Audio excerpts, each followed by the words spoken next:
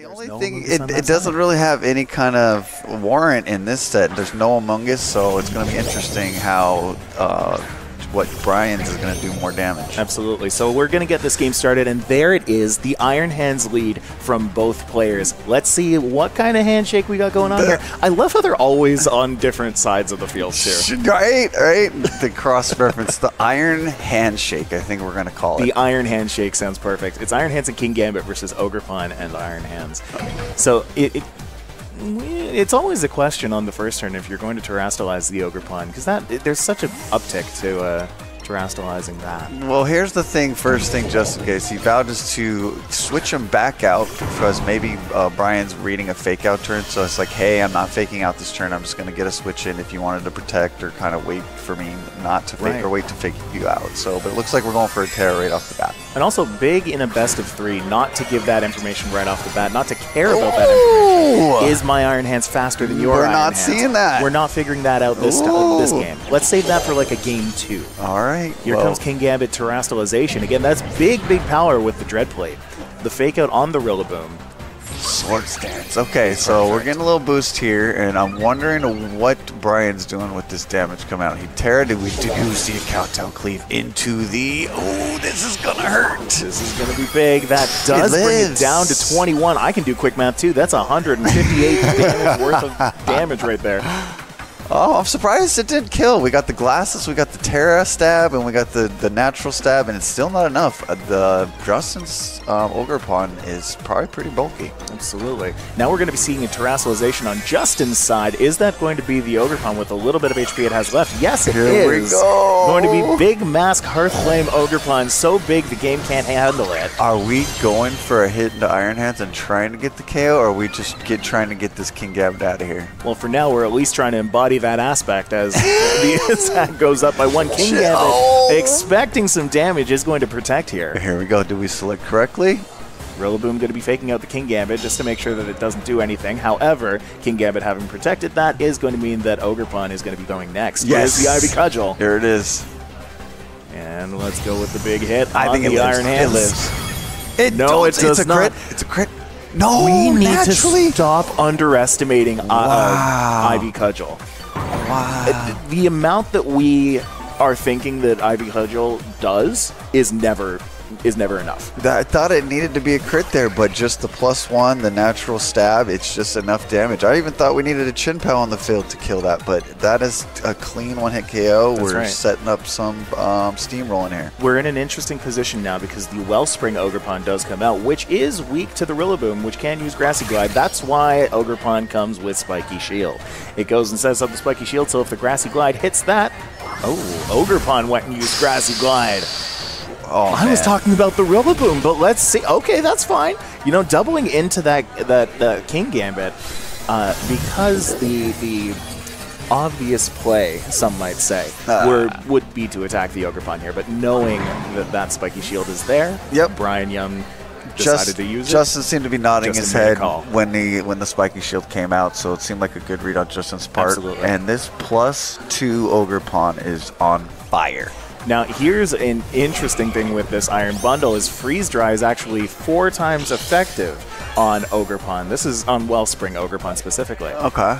Now, it's interesting to see Iron Bundle make a comeback in Regulation E. This Iron Bundle is a good support for this Ogrepon, so it's going to give him a little more speed control against this oncoming Flutter now, so it's going to be a little tough here because I'm seeing Justin going for maybe an Icy Wind and maybe just getting rid of the other Ogrepon with how boosty he is, but he's going to vouch to Spiky Shield and just Freeze Dry. And let's see if it is enough. It is going to be really interesting to see how Brian can get out of this one. Just looking at this matchup here, the Fluttermane does go for the Dazzling Beam, gets a little bit of damage off on just the Iron Bundle. But what is interesting is the Freeze Dry on the Ogrepon again does so much damage, takes that out in 1. Wow. Now, okay. I was curious why Justin Tang opted not to go for a Grassy Glide. on the Flutter Mane. I feel like with the +1 and with the grassy terrain out, there's enough damage in there just to go and take out that Flutter Mane. Man, this thing is at +3 now. It's looking, dude, this Ogerpon is popping off. It was +3. You're absolutely right. Because of the beginning Sword Stance and then the Terra for the Embody, and it's now a +3. It's wow. Justin really is playing that Pokemon well and getting it set up to do success. Wonderfully played. Ogerpon really showing off the amount of damage that it can put out with that Ivy Cudgel. Going for the Ivy Cudgel against the Iron Hands, taking that out from full in one shot. That's a one-hit knockout. He kind of snuck that Swords Dance in there. I forgot it too, and then just living that that move after from the King Gambit, and just like it's a +2, and then it tears for the total of the +3, and it's just set up for success. I love that, and it's just bulky enough to take that hit and just pop and just return the damage tenfold. Yeah. Every tournament, I am surprised by something. There have been tournaments where I've been surprised at the surprised of that Iron Hands. You knew it was the amount of status moves that I saw in Regulation C versus the amount of Swords Dance use that I have seen this tournament. Yeah, is more setup now. Night and day. There's so much setup going on in VGC right now. I love that. I love that. I love that. We're just getting bulky and just hitting hard, and it seems the game's going fast too. Yes, not stally anymore. So yeah, super. It seems like a nice hyper offensive meta, but you know, I know some of the Trick Room players want to slow that down as possible. Some of the people, they go and they take their time. Absolutely, yes. We go into Swords Dance metas. We go into Thunder Wave metas. It happens all the time. It's amazing. Yeah, anyway, Justin Tang going in with 1-0 in this. Yep. Here we go with the lead. There's Nekkra. Snuck it in there. Saw he didn't bring it last game, or did he? Yeah, he didn't bring King Gambit at all last game. So I'm wondering if he goes with the same 4 that he had in the back. I'm wondering. Yeah, no King Gambit. So Brian is able to sneak in Landorus this game at the beginning in case he went with King Gambit in the back. He gets the 2 -1s immediately. Now here we are in game 2 again with the Iron Hands against each other, and yet again Justin decides to switch out into the Rillaboom, not going for those will it, won't it outspeed tactics. If it's not broken, don't fix it. But if it's literally broken and it's doing damage, yeah, you're going to have to keep doing that. Exactly. Landorus, meanwhile, is going to terrestrialize here. Brian assuming maybe that this was exactly what was going to happen. No way. Did not. This is a read on a read. You expect your opponent not to do the same thing in game 2. And we can see Justin's scared. He's got his hand up to his mouth. He thinks that there's going to be some kind of Terra Blast, possibly. Covered that slot just in case he wanted to Sword Stance, and then just covered in case he was going to do the same thing again. So I think I'm kind of scared. It's going. There it is. There it is. Brian assuming that we're going to have a repeat performance of what happened in the last game. No, not gets the one-hit KO on the Rillaboom. That's an amazing first turn. Right on. Oh, look at him doing the back and forth, getting already thinking 2 turns ahead, 3 turns ahead, however you need to do to set up your game. I like how players do that. They make their plan to checkmate the other opponent. So, but now Brian's sitting so comfortably, getting a swift one-hit KO. His Iron Hands is freaking almost at 100%, and we're at a 4-3 advantage for Brian. This is such a at this point everything looks equal. We're back to the first turn, but what could happen right now is Justin has the opportunity to go for a fake out where Brian cannot. Yes, so again, evading that figuring out of speed tiers. Okay. While still getting a flinch off. Iron Hands can't really do too much damage here. I mean, Ogerpon, it can maybe wild charge or do some drain punch to do a little chip, but I don't think with this fake out on the board, I don't think Brian's going to be able to get a KO. So it's going to be, how are you going to be able to get damage this turn? And same thing with Justin. How can I try and get a KO on my side and, tip the odds in my favor? Well, regardless, here comes the big Hearthflame mask on the Ogerpon. Loves using that. Getting that +1 is just so huge going up against these guys.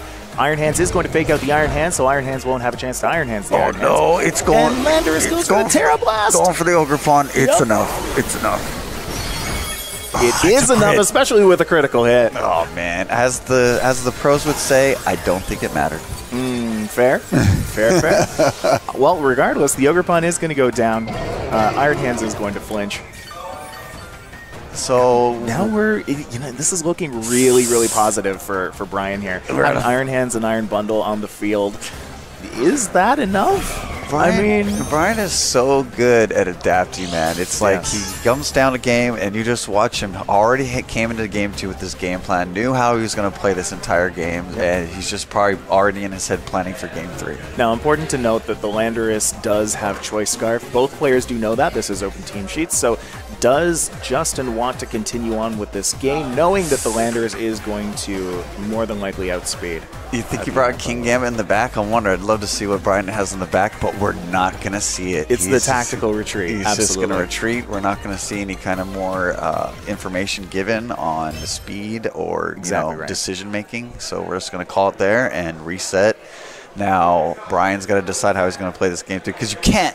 I mean, you could do the same thing, but I mean, maybe Justin does the same thing and plays it a little differently. Maybe not the obvious switch anymore, and just switches it up entirely. But pretty crazy how Brian brought the Lando, just knowing Justin's not bringing the King Gambit to this game. It doesn't seem like a good pick in this situation, and he's able to bring his Landers out. So I don't know if Justin will be able to have the same decision. Brian has shown quite often that he is a great player at playing from behind. From the 1-0 matchup, knowing that, your opponent will go for an if it's not broke, don't fix it kind of mentality. The idea from playing from the back is to say, okay, so what do I change to break his lead? Yep. What do I change to make sure that what happened there doesn't happen again? That's why I love Best of 3. It's so cool. It's one of my favorite kind of games to play. It's Absolutely. Like it's a mind game. It's like, yeah, you win game 1, but you can't do the same thing again in game 2 because I'm just going to win.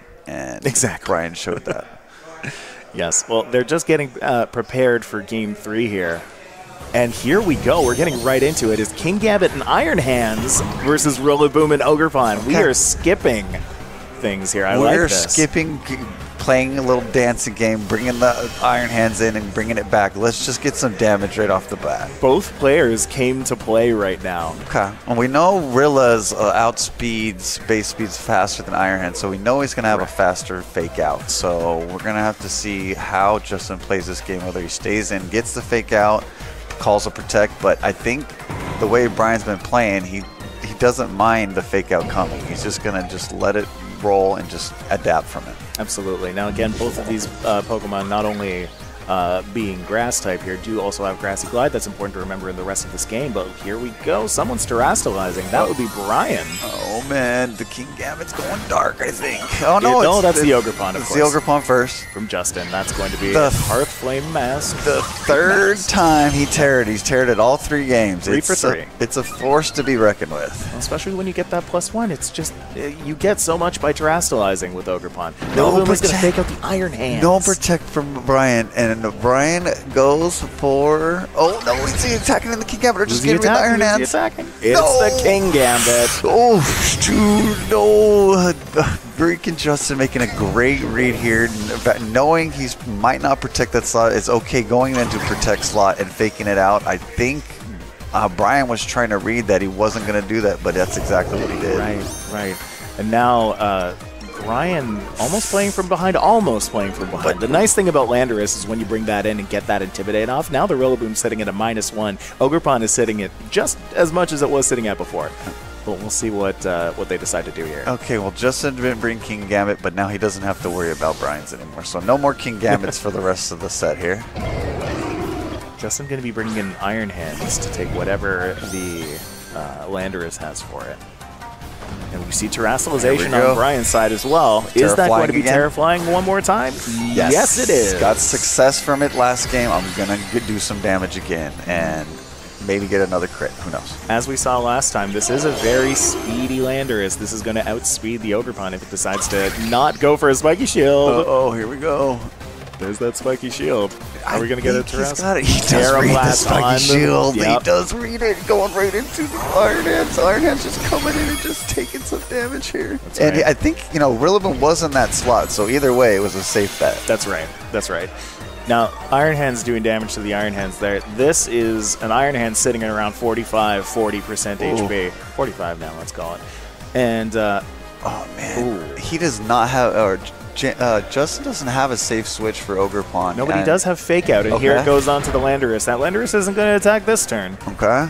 And we're going to now the Ivy Cudgel can hit whatever it wants to. Is it going to go right into the Landorus? Yes, it is. It's the threat on the field. It's got to go. It's got to go. And then we return the critical hit again. That critical hit. Absolutely. This Ogerpon has the chance to Swords Dance. It has Embody Aspect. Didn't need either of them. Did that crit matter? Okay, maybe. Let's let the chat decide. Hey, people in the chat, did the crit matter? Did crit matter? All right, Ogerpon's going to heal a little bit more of its HP. Iron Hands as well. And Fluttermane is going to come out. Okay. It all comes down to this now. There's 4 Pokemon against Brian's 2. I don't know if I missed last turn, but it seemed like Brian's Flutter was faster than the bundle. I don't know, because it went first before the bundle's freeze dry. So I don't know if Justin has a beefier bundle where he's reduced some speed into it, and this Flutter's able to outspeed it. They are both carrying boosters, so it's... Well, regardless, what Brian has to do right now is knock out the Ogerpon before the Iron Hands has a chance to attack. Okay, because there's a heavy slam. If Brian manages not to KO the Ogerpon here, then Ogerpon has a chance to KO Fluttermane. And you need that Fluttermane right now. All right, yep, he's going to take the Iron Hands out and just let the Ogerpon Fire take him out, because this Ivy is going to probably get him. I think it's neutral. It's -1 right now, right? Because it got a 1+ boost, and now it should be neutral. But let's not forget, this is Ogerpon we're talking about. And Fluttermane just no, its defense is so little. What's the number again? 55. 55, baby. HP and defense. This Fluttermane goes down to that. Drain Punch doesn't even take that out. Ogerpon has a lot Justin of defensive stats good. as well. This is it. I don't think Iron Hands could do this. Well played by Justin, and just playing so well from the last game on his back foot, but it looks... I'm not going to say it's anybody's game at the moment. However, Justin Tang has a massive lead. There we go. Going to call it right there. Oh, man. Justin, well played. I love seeing the back and forth. Game 2 was a little unfortunate. Oh, thanks. Tell us about Game 2. Yeah, Game 2, I read the Lando swap. Yeah. So instead of Fake Out and Lando, I could have killed the Lando. So we saw started Game 3, it one-shot after Fake Out shit. Yeah. But I figured he might preserve it because I figured Lando's an important piece while it's Terra'd. So I faked out the Iron Hands instead. And I still would have Terra Blast, but I Terra Fired, but he ended up critting me instead. Yeah. So Game 2, it was over in 2 turns because of that one play. Yeah, because of that one crit. But Game 1 and Game 2 were a lot more cleaner. I mean, Game 2 and Game 1 and Game 3. Ogerpon just sets up, deals the damage it needs, and then Bundlerilla cleans up back, and it's just, it just felt really good. You felt so comfortable in Game 2 just kind of doing the same kind of thing, but, you think Brian's just going to let you do that?